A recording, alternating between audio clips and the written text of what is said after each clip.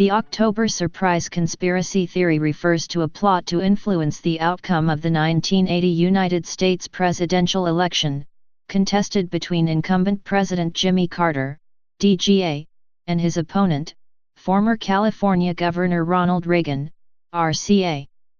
One of the leading national issues during that year was the release of 52 Americans being held hostage in Iran since November 4, 1979. Reagan won the election. On the day of his inauguration, in fact, 20 minutes after he concluded his inaugural address, the Islamic Republic of Iran announced the release of the hostages. The timing gave rise to an allegation that representatives of Reagan's presidential campaign had conspired with Iran to delay the release until after the election to thwart President Carter from pulling off an October surprise.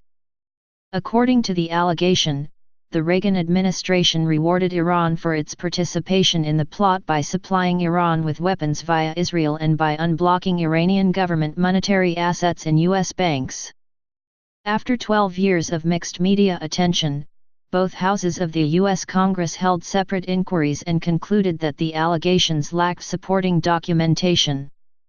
Nevertheless, several individuals, most notably former Iranian President Abul Hassan Banisadr, former Naval Intelligence Officer and U.S. National Security Council member Gary Sick, and former Reagan/Bush campaign staffer and White House analyst Barbara Honegger have stood by the allegation.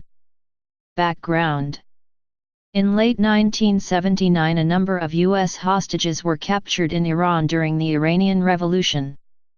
The Iran hostage crisis continued into 1980, and as the November 1980 presidential election approached, there were concerns in the Republican Party camp that a resolution of the crisis could constitute an October surprise which might give incumbent Jimmy Carter enough of an electoral boost to be re-elected. Carter's rescue attempt was first written about in a Jack Anderson article in The Washington Post in the autumn of 1980. After the release of the hostages on January 20, 1981, mere minutes after Republican challenger Ronald Reagan's inauguration, some charged that the Reagan campaign had made a secret deal with the Iranian government whereby the Iranians would hold the hostages until after Reagan was elected and inaugurated.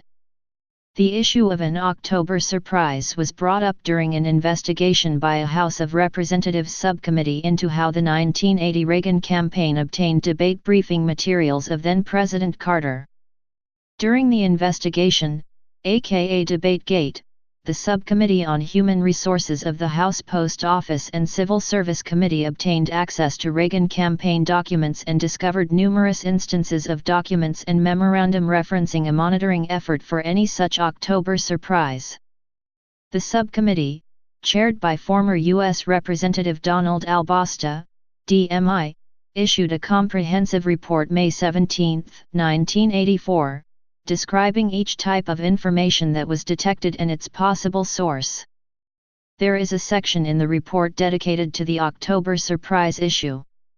Origins: the first printed instance of the October surprise conspiracy theory has been attributed to a story in the December 2, 1980 issue of Executive Intelligence Review, a periodical published by followers of Lyndon LaRouche. Written by Robert Dreyfus, the article cited information gleaned from Iranian sources in Paris as well as top-level intelligence sources in Reagan's inner circle, as stating that Henry Kissinger met with representatives of Mohammad Beheshti during the week of November 12, 1980.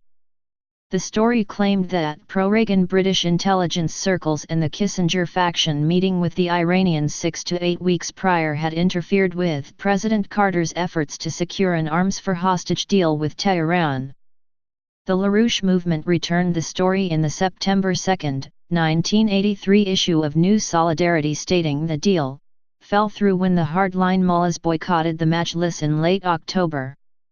Chronology: the House October Surprise Task Force outlined as principal allegations 3 supposed meetings between representatives of Reagan's campaign and Iranian government officials in the summer and fall of 1980 to delay the release of the hostages. 1. A meeting in Madrid during the summer. 2. A meeting at the L'Enfant Plaza Hotel in Washington, D.C. that autumn. And 3. a meeting in Paris in October. The task force characterized 3 other alleged meetings or contacts as ancillary allegations: 1. A meeting at the Mayflower Hotel in Washington, D.C. in early spring 1980, 2. A meeting at the Churchill Hotel in London in the summer of 1980, and 3. A meeting at the Sherry Netherlands Hotel in New York in January 1981. March 1980, Jamshid Hashemi, international arms dealer, is visited by William Casey at Washington's Mayflower Hotel, who asks that a meeting be arranged with someone in Iran who had authority to deal on the hostages. March 21, 1980, Jamshid Hashemi and his brother Cyrus Hashemi meet at the latter's home. April 1980, Donald Gregg, a U.S. National Security Council aide with connections to George Bush, meets Cyrus Hashemi in New York's Shazam restaurant, near Hashemi's bank. Former Iranian President Abul Hassan Banisadr said in his 1991 book My Turn to Speak that he had proof of contacts between Khomeini and the supporters of Ronald Reagan as early as the spring of 1980. Rafsanjani, Beheshti, and Ahmed Khomeini played key roles. Last week of July 1980, at a meeting in Madrid arranged by the Hashemi brothers that includes Robert Gray, a man identified as Donald Gregg, and Mahdi Karoubi, William Casey says that if Iran could assure that American hostages were well treated until their release and were released as a gift to the new administration, the Republicans would be most grateful and would give Iran its strength back. Karoubi says he has no authority to make such a commitment. About August 12, 1980, Karoubi meets again with Casey, saying Khomeini has agreed to the proposal. Casey agrees the next day, naming Cyrus Hashemi as middleman to handle the arms transactions. More meetings are set for October. Cyrus Hashemi purchases a Greek ship and commences arms deliveries valued at $150 million from the Israeli port of Eilat to Bandar Abbas. According to CIA sources, Hashemi receives a $7 million commission. Casey is said to use an aide named Tom Carter in the negotiations. September 22, 1980, Iraq invades Iran. Late September 1980, an expatriate Iranian arms dealer named Hushang Lavi claims he met with Richard V. Allen, the Reagan campaign's national security expert, Robert Bud McFarlane, and Lawrence Silberman, and discussed the possible exchange of F-4 parts for American hostages, but Lavi says they asserted they were already in touch with the Iranians themselves. Silberman, Allen, and McFarlane deny they met with Lavi, but reporter Robert Perry obtained a copy of Lavi's 1980 calendar after Lavi's death, which corroborated the Iranians' account. October 15-20, meetings are held in Paris between emissaries of the Reagan/Bush campaign, with Mr. William Casey as key participant, and high-level Iranian and Israeli representatives. October 21, Iran, for reasons not explained, abruptly shifts its position in secret negotiations with the Carter administration and disclaims further interest in receiving military equipment. October 21-23, Israel secretly ships F-4 fighter aircraft tires to Iran, in violation of the U.S. arms embargo, and Iran disperses the hostages to different locations. January 20, 1981, hostages are formally released into United States custody after spending 444 days in captivity. The release takes place just minutes after Ronald Reagan is sworn in as president. Investigations. Frontline.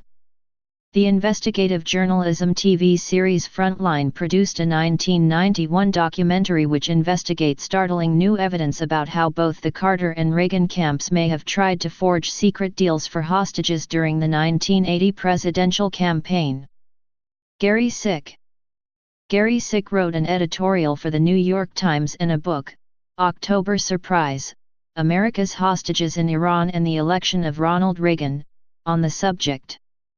Sick's credibility was boosted by the fact that he was a retired naval captain, served on Ford's, Carter's, and Reagan's National Security Council, and held high positions with many prominent organizations. Moreover, he had authored a book recently on US-Iran relations, All Fall Down.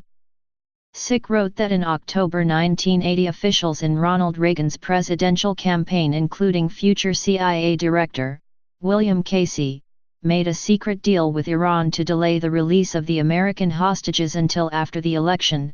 In return for this, the United States purportedly arranged for Israel to ship weapons to Iran.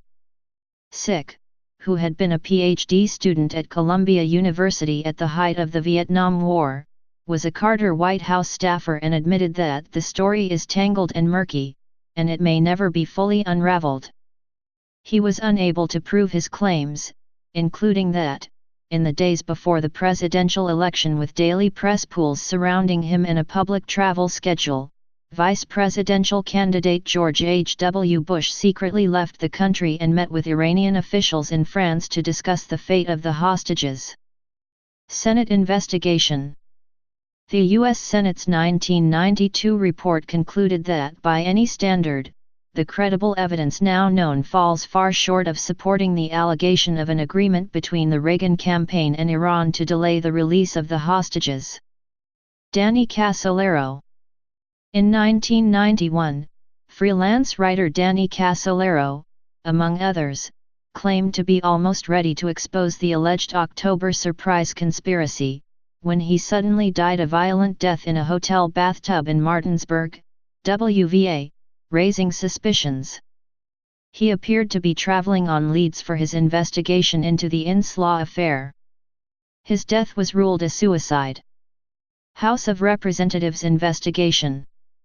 The House of Representatives' 1993 report concluded there is no credible evidence supporting any attempt by the Reagan presidential campaign or persons associated with the campaign to delay the release of the American hostages in Iran.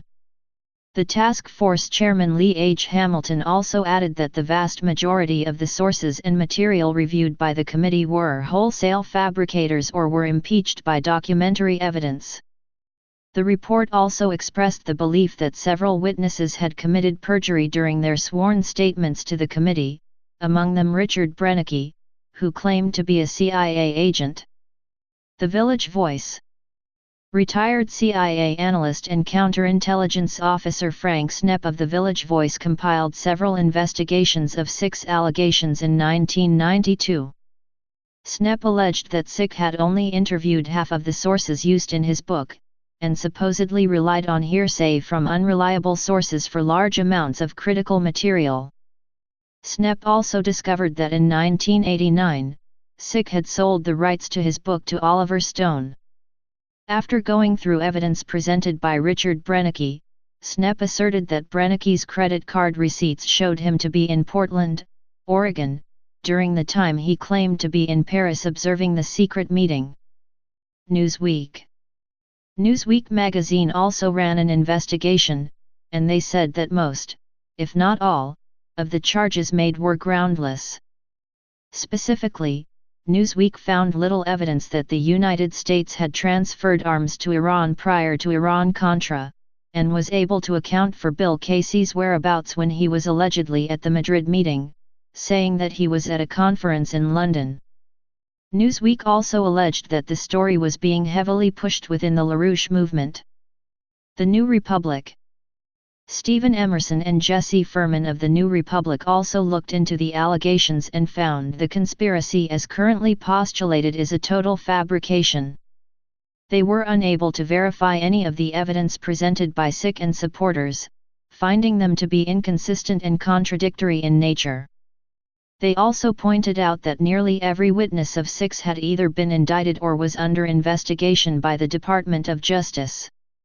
Like the Newsweek investigation, they had also debunked the claims of Reagan election campaign officials being in Paris during the time frame that Sick specified, contradicting Sick's sources. An investigation by Fairness and Accuracy in Reporting found that Emerson's evidence was incorrect, noting ironically, in media circles, it is Steve Emerson's dismissal of the October surprise that turned out to be enduring even though much of his evidence turned out to be wrong. Mark Ames noted that the article relied on invented evidence later exposed as fake and disowned even by Emerson. Continuing allegations. Among the more mainstream and moderate figures to state that the October surprise did in fact happen is former Iranian President Banashidr. Former Iranian President Banashidr. It is now very clear that there were two separate agreements, one the official agreement with Carter in Algeria, the other, a secret agreement with another party, which, it is now apparent, was Reagan. They made a deal with Reagan that the hostages should not be released until after Reagan became president. So, then in return, Reagan would give them arms. We have published documents which show that U.S. arms were shipped, via Israel, in March, about 2 months after Reagan became president. Former Iranian President Abul Hassan Banashidr. Barbara Honegger. Barbara Honegger was a member of the 1980 Reagan-Bush campaign staffer and later a Reagan White House policy analyst. Since 1995, she's been senior military affairs journalist at the Naval Postgraduate School.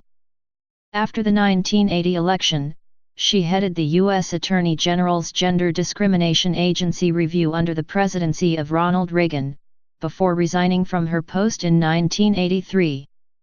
While working for Reagan, she claims to have discovered information that made her believe that George H. W. Bush and William Casey had conspired to assure that Iran would not free the U.S. hostages until Jimmy Carter had been defeated in the 1980 presidential election, and she alleges that arms sales to Iran were a part of that bargain. In 1987, in the context of the Iran-Contra investigations, Honegger was reported as saying that shortly after October 22, 1980, when Iran abruptly changed the terms of its deal with Carter, a member of the Reagan campaign told her, "We don't have to worry about an October surprise. Dick cut a deal," with Dick referring to Richard V. Allen. Kevin Phillips. Political historian Kevin Phillips has been a proponent of the idea. In his book American Dynasty, although Phillips concedes that many of the specific allegations were proven false, he also argues that in his opinion, Reagan campaign officials probably were involved in a scheme akin to the specific scheme alleged by Sic. Ernest Bacchus revelations. Banker Ernest Bacchus from Clearstream, Luxembourg, claimed he was in charge of the transfer of $7 million from Chase Manhattan Bank and Citibank, January 16, 1980, to pay for the liberation of the hostages. He gave copies of the files to the National French Assembly. Robert Kane Pappas. In his 2004 documentary Orwell Rolls in His Grave, Robert Kane Pappas presents evidence that representatives from the Ronald Reagan campaign met with representatives from Iran to ensure that the hostages would not be released until after the election. He concludes that after the Congressional Commission turned back any accusation of wrongdoing, the story and scandal were never reported further. Dwayne Dewey Claridge. In his final interview, former CIA operations officer and Iran-Contra figure Dwayne Claridge claimed that the October surprise had occurred as depicted in George Cave's novel, October 1980. Please subscribe and thanks for watching.